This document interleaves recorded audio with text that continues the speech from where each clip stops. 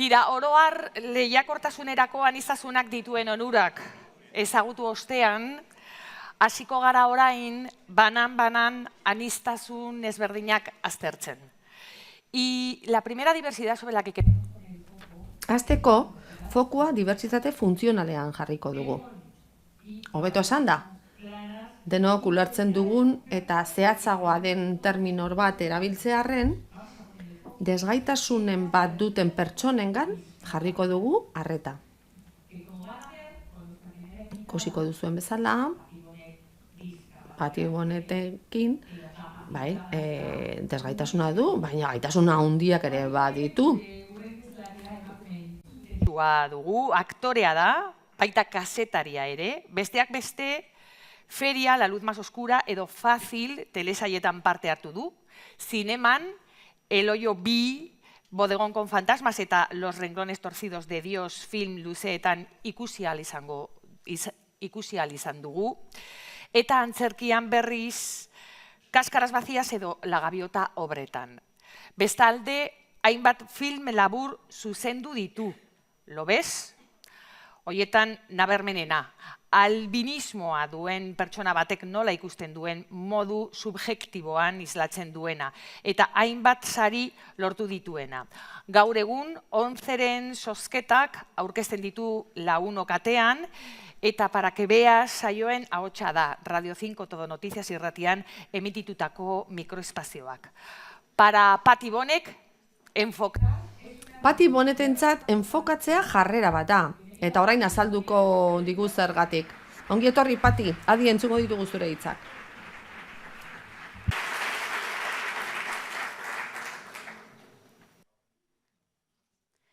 Esta historia empieza en una sala en la que de pronto... Historia hau areto batean sortzen da, non batean dena ilun geratzen den. Ilun. Kanpoan eguzkia da nagusi, baina magia gerta dadin, egon behar duen argi bakarra da pantailatik aterako dena. Hortxe, badator, hastera doa.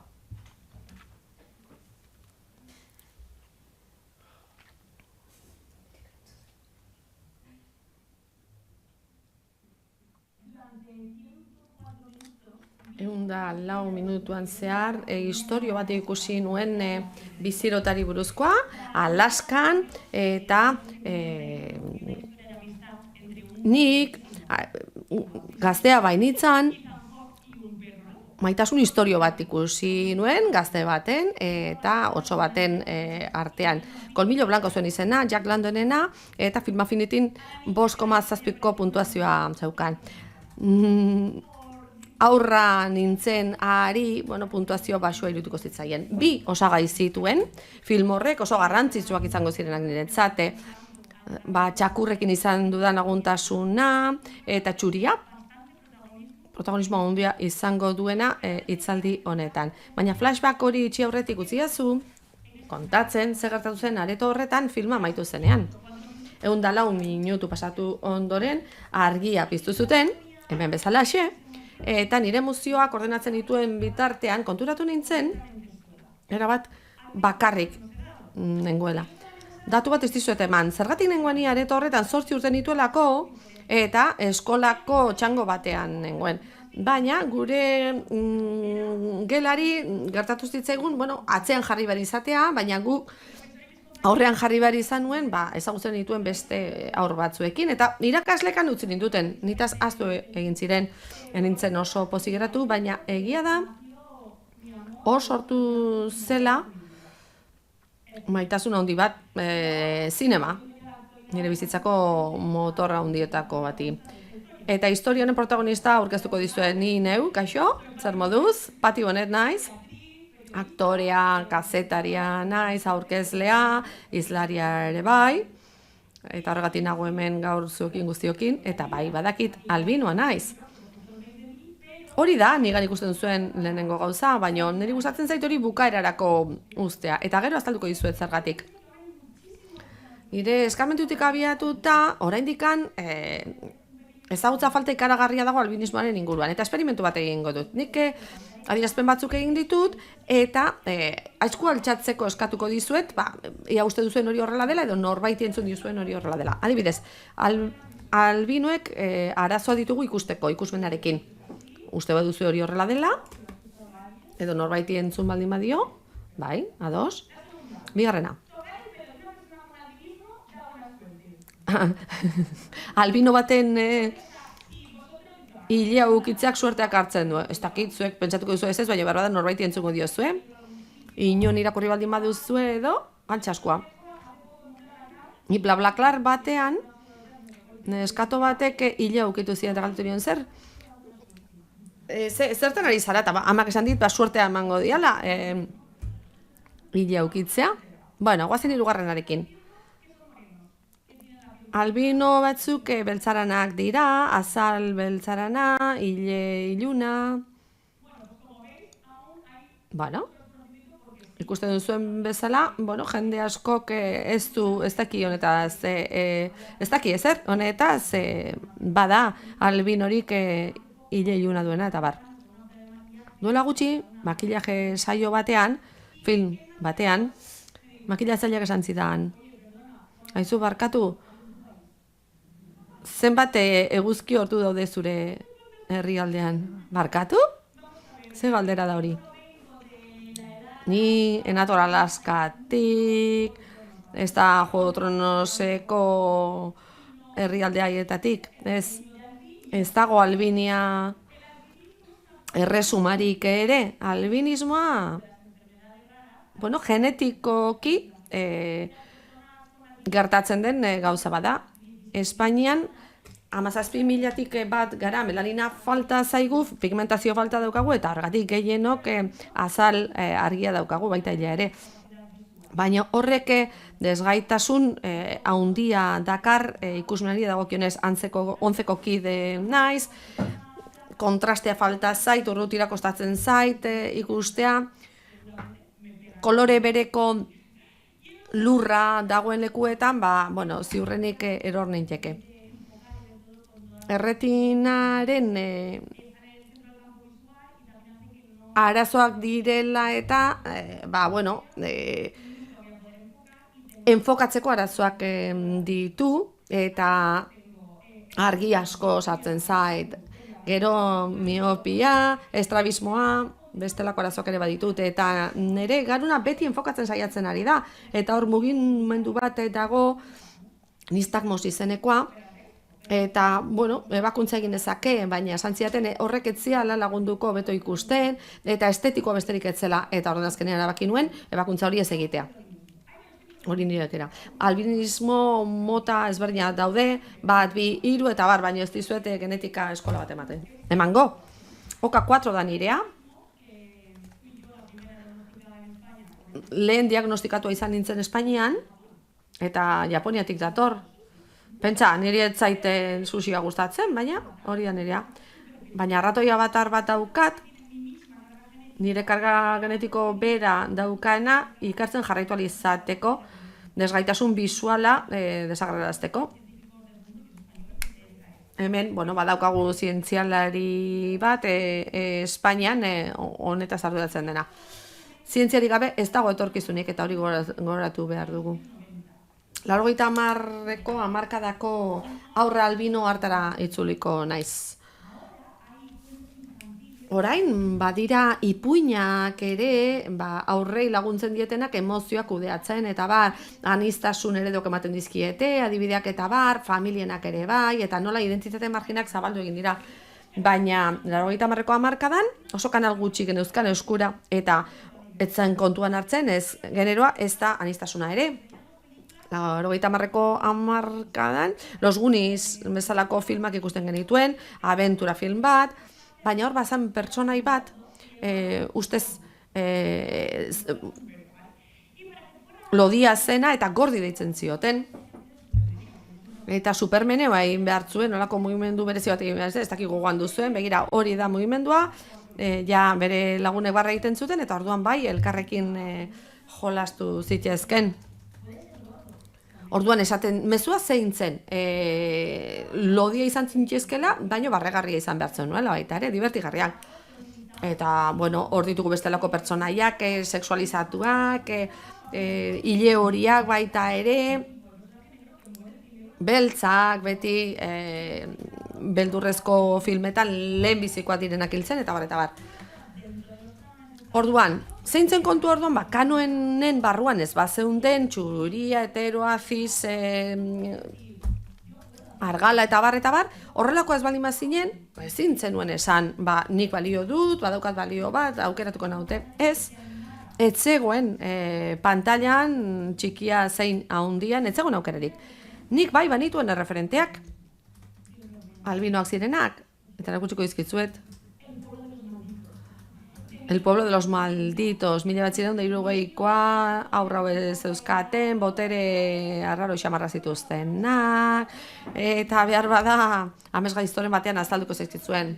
La princesa prometida, kaixo, Inigo Montoya naiz, nire aita akabatu zenuan, baina hiltzera zoaz, Film Affinity oso nota ona, baina hori zeinek egin behar zuen, albinoak. Eta herpes bat jarriko digu gainera, nazka mandezan, eta bar. Asko zobeto oraindik. El pueblo de los malditos berriz ere remake bat, 85koa. Hemen ameizgaztuak, era guztietako koloretakoak izan ditzakezu. Christopher Reeve agertzen da berean. Powder, energia purua, 85koa hau ere. Bai, urte txarra izan zen albinoentzat.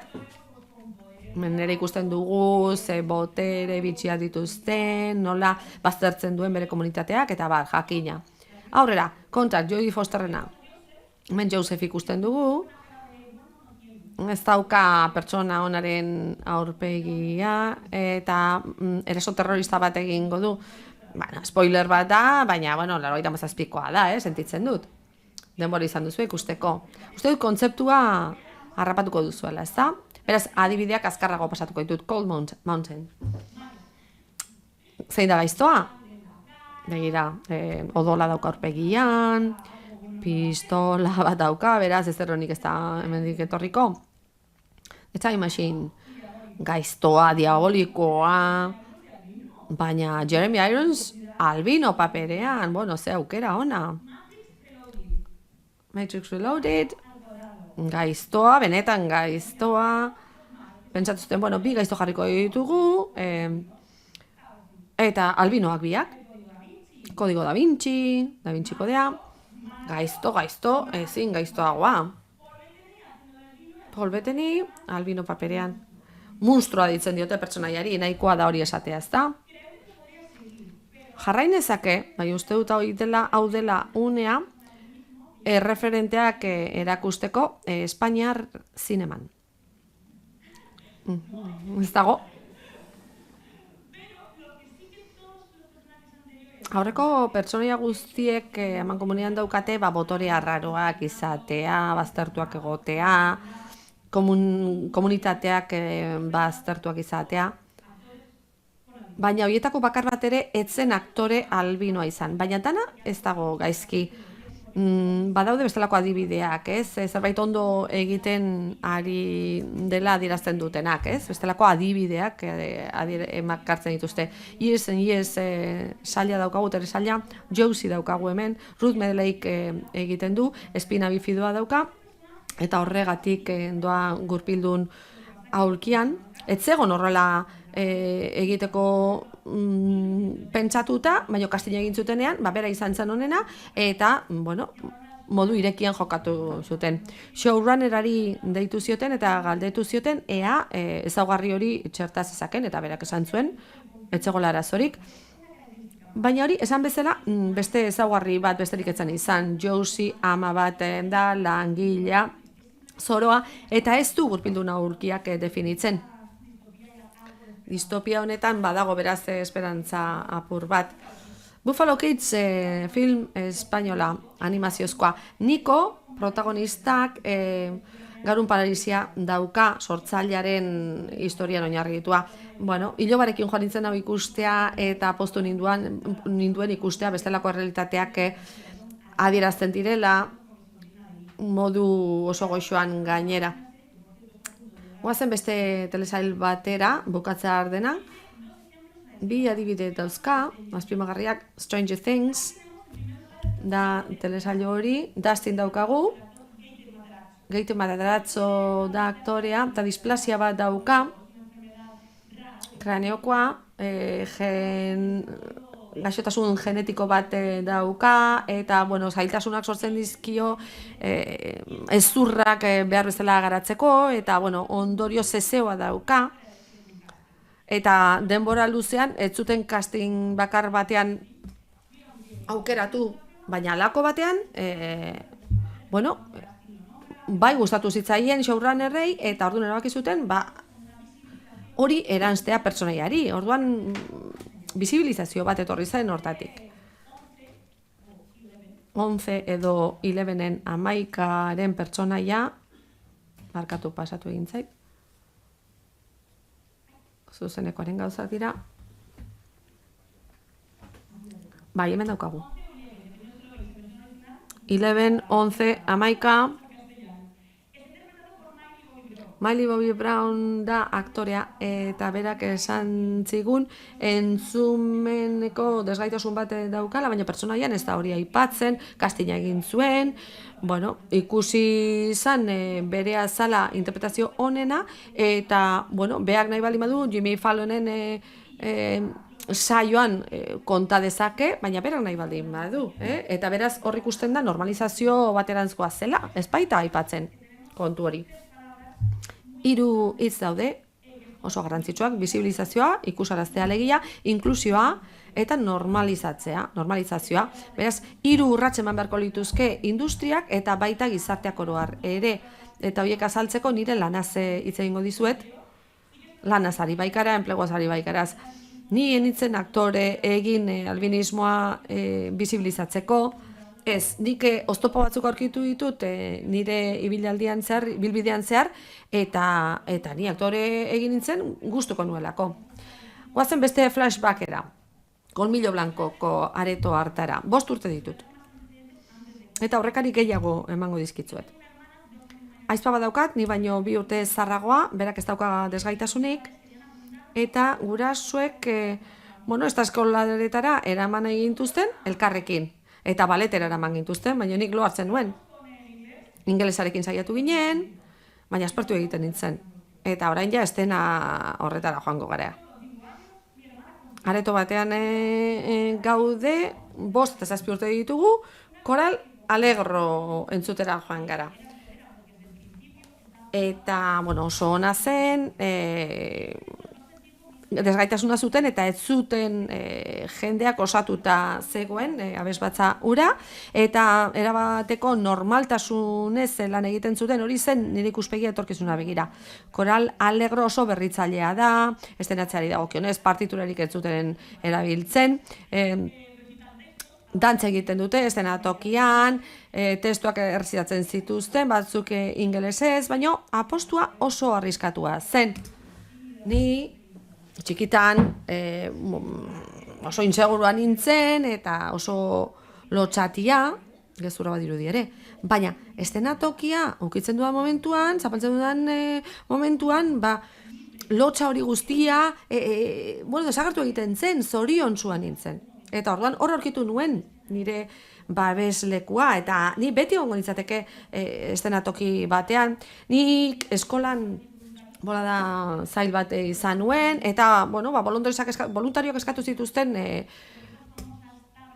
antzerkirako, eta nik berehala eskua altxatu nuen, eta eskerrak, eskolan gaizki pasatzen nuenean, gelan integratzen nintzenean, edo komunean izten nintzenean, patiora joan beharrean, edo iraila iristeko beldur nengoen horietan guztietan, hor banuen babesleku bat.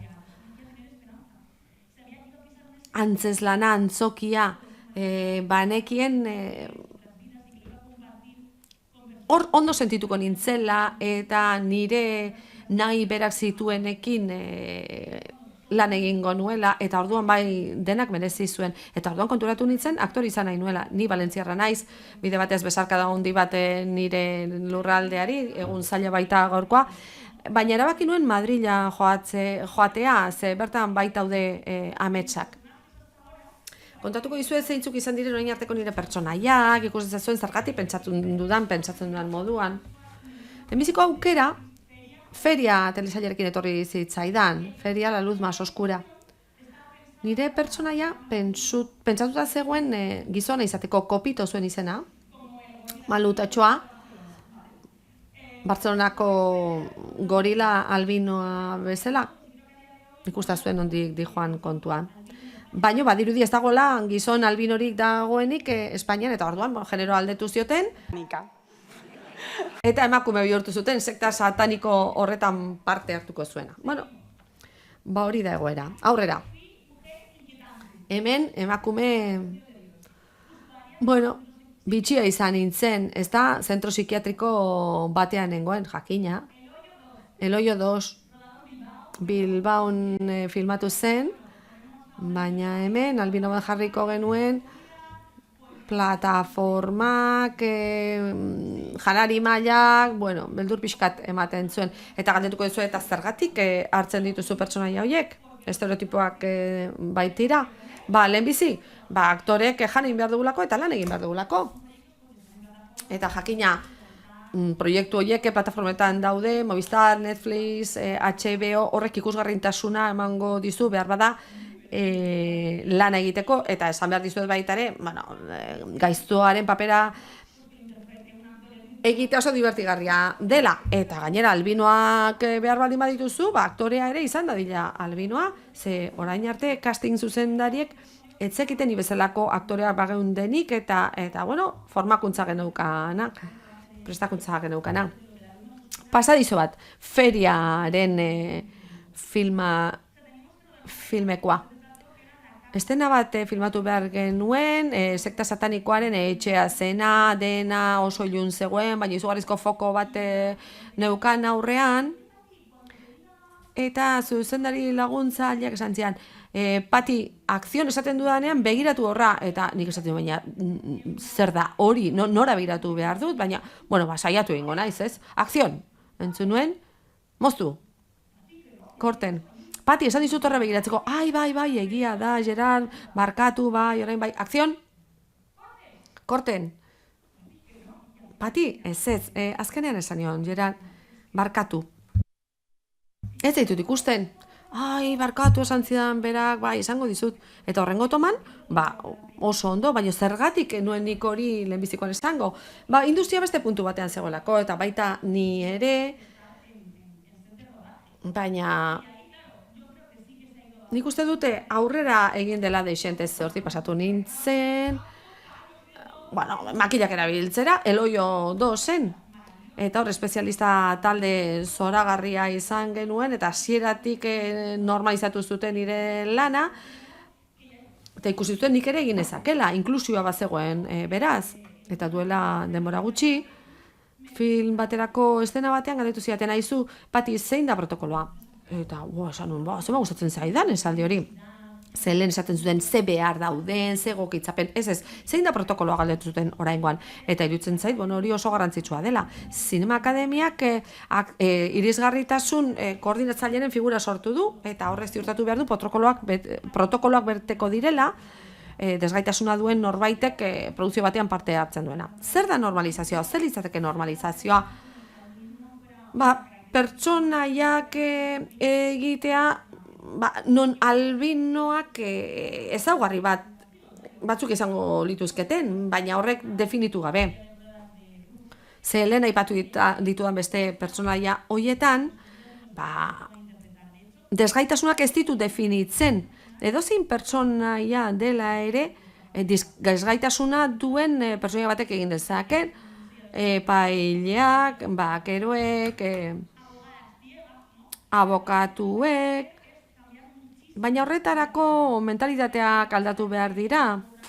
Showrunnerak, gidoilarienak, bestelako historiak sor ditzaten, bestelako pertsonaiekin, eta ez dezaten desgaitasuna erabili kuotak igotzeko edo diru laguntzak jasotzeko, ez, aniztasuna erakutsi behar dute. Eta casting zuzendariek bestelako profilak aurkituko dituzte, errealagoak, ze orain eredu irreal asko ikusten ari gara, eta hortik frustrazioa dator.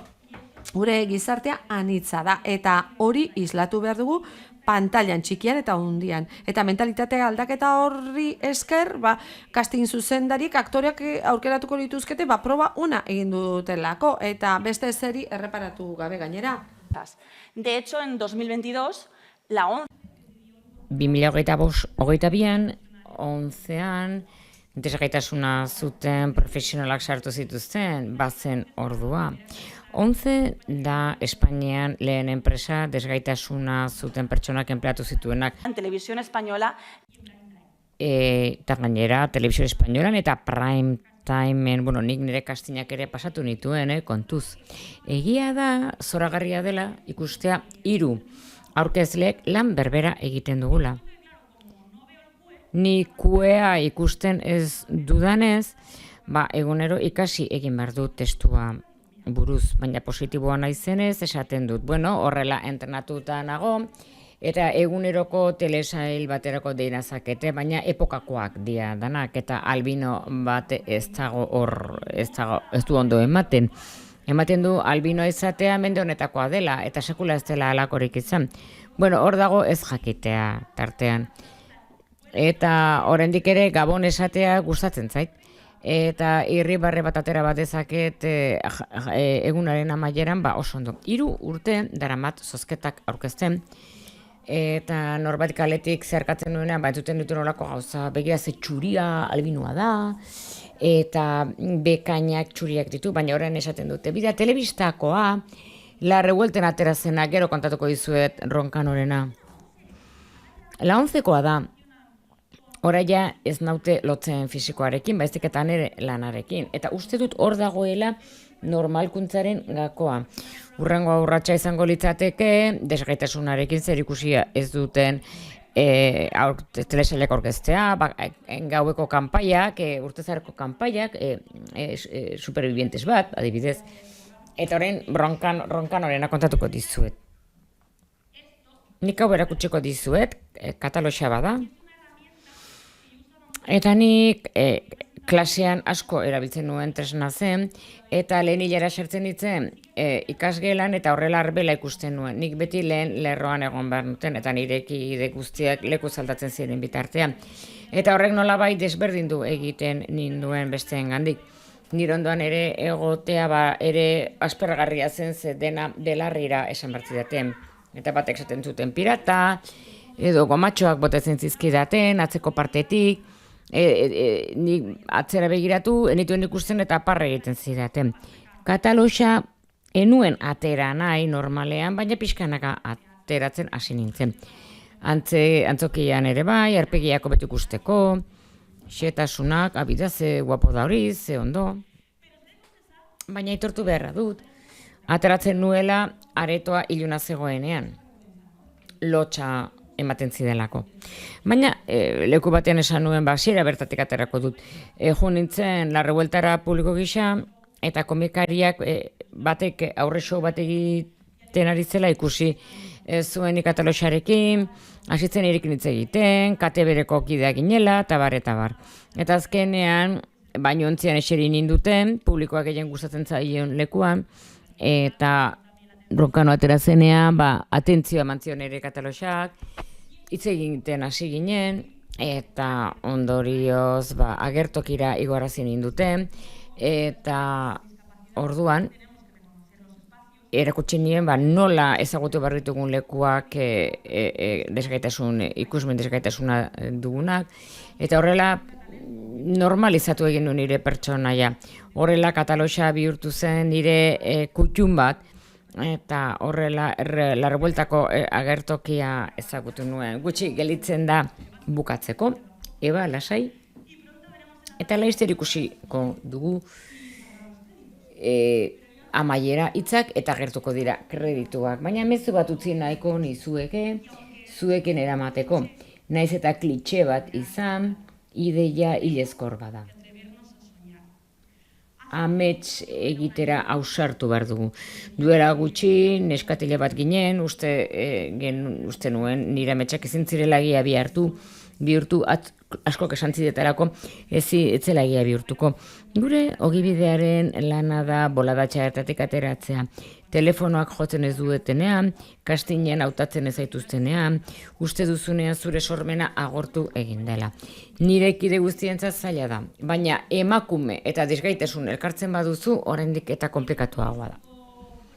Eta normatiboa zaratago fisikoa balin badaukazu eta begirada edo begi bitxiak, pentsan ezake herri honetako ikusentzunezko enpresan ez dugu dela tokiri, baina ni oso buru gogorra naiz eta setatia. Eta ezerk ez gaitu geldiarazi behar, ez dugu bakarrik ametxe egin behar, gure gaitasuna mantendu behar dugu ametxe egiteko, eta horretan gaudenez, maila nagusian ametxe egitea. Gogoratzen naiz nik noiz esan nuen lehen mailako edo maila nagusi batean ametxe egingo dut, eta orduan joan nintzen familiarekin Titanic ikustea. Obsesionatu egin nintzen, erakusketak ikusi nituen, dokumentalak, oso mediatikoa izan zen, izendapenen marka hautsi baizuen Oskarretan, Oskarra zertzen hori. Ni nahiko kotila naiz, hasi nintzen ikertzen, eta alfombra gorriak, lamurra, garaipen ikurrak, hau da, jendea nola emozionatzen den gau hartan, ondo egindako lan baten aitortza, kideekin topo egitea, eta amets bat hasitzen azten niegan Oskarra, eta batzuek pentsatu zuten, hau flipatzen ari da. Eta flipatu behar dugu horrela egin dezagula. Ametsek ez du aurrekonturik eta inork ezin dizkigu kendu. Nire ametsa baino gehiago utopia da, baina Galeano poetak esan zuen bezala, utopiak ematen dugu hodei ertz bat ibiltzen laguntzen diguna. Bitartean zer egin dezaket antzezle gisa ikasi, aukerak bilatu, eta bitartean gozatu urteko gau magiko horretaz. Soineko berri bat erosten dut aldi oro, aprobetxatu neguko berapenak. Kinelak egiten ditut, nahi baduzue. Eta nire azeitunak betetak eta nire Coca-Cola hartuta egiten dut. Nik beti behar ditut azeitunak eta nire Coca-Cola eskura. Gauza txikiekin, erakutsi zien amak, uneak handiak bihurtzen direla. Beraz, opa dizue zuen ametsa handia aurki dezazuen eta norabide horretan ibiltzea. Guk beti esaten dugu antzerkian, prozesua gozatu egin behar dela eta hartan sinestu. Baliokidetasuna egongo litzateke bidaia aprobetxatzea, ustekabez gozatzea, loreak mirestea, edo arrain saldo bat ikustea ibizan. Baina batez ere ametxe egitea, ametxe egin formatu nagusian, ilargira iritsiko zaretela. Bidean ere izarrak ikusten baitu zuen, orakoa zoragarria izango da, baina beti norbaiten laguntzarekin, ez joan bakarrik. Joan errespetatzen zaituzten jendearekin, negar barre egingo duzuen jendearekin, zuen saminak partekatuko dituzuen haiekin. Orduan zure bizitzako filmak merezi izango zuen. Nire aizpari dituko dut orantxe bertan kontatzeko zer sentitudan hemen eta ametxegin beraz, eta ea ze agerraldi daukadan urrengo film honetan. Bidean egingo dugu topo.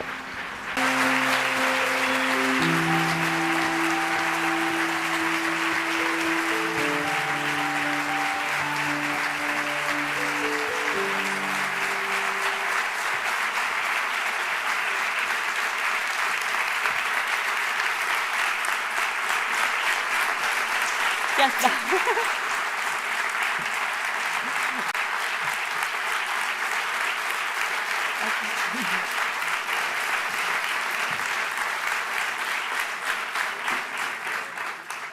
Tu primera vez, dices. Hori, esan dezu zure lanaldia izan dela bai nago benetan. Lanak enduko digu denoi, argi dago.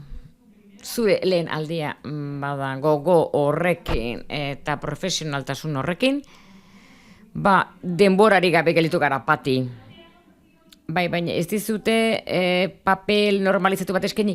Bueno, egia, esan ostiral honetan film bat aurkezten da, Korpos Lokos, komedia bat, film bat, eta bai, abokaturen egiten dut, eta puntu, bueno, rol txikitxo bat da, eta esan nuen, bai, egingo du, ze urratz garrantzitsua izango da niretzat.